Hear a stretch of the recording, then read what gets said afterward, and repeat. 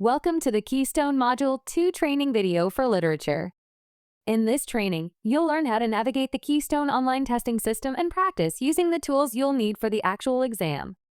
Go ahead and get comfortable, and we'll walk through everything step by step.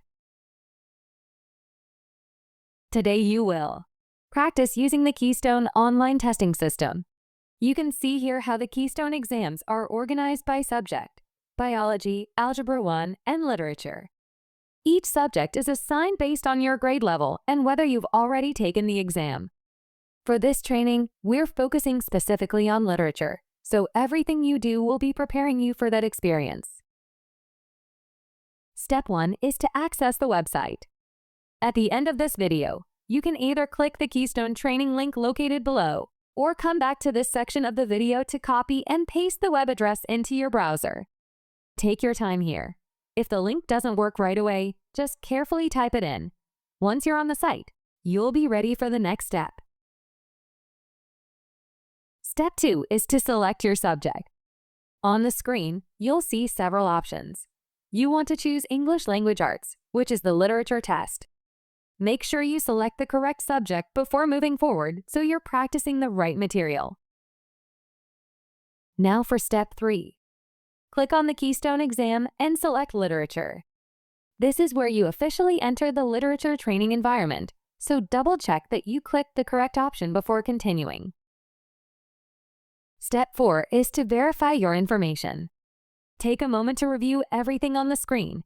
You should see your name, the test name, and your school. This step is important because it confirms you're in the correct test. Once everything looks correct, you will go ahead and click Continue. Step 5 is to select the test. You'll see a page labeled Test Modules. Look for the link that says something like Literature OTT.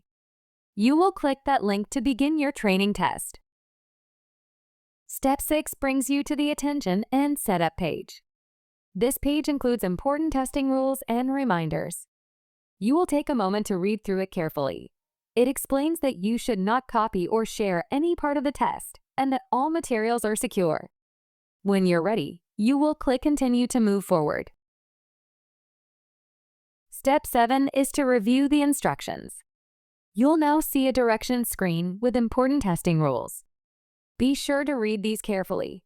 If you need more information, use the More button at the bottom of the screen to scroll through all directions.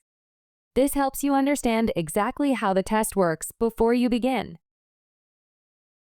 Step 8 is where you actually complete the practice questions.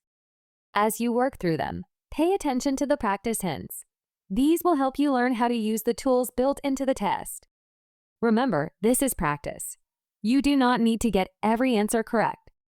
The goal is to learn how to use the testing tools effectively. You can expect between 8 to 15 questions depending on the subject you're practicing, so pace yourself and focus on learning. Once you finish the training, it's time for a quick check. Return to your course and complete the quick check activity. You'll need to score 80% or higher, so take your time and do your best.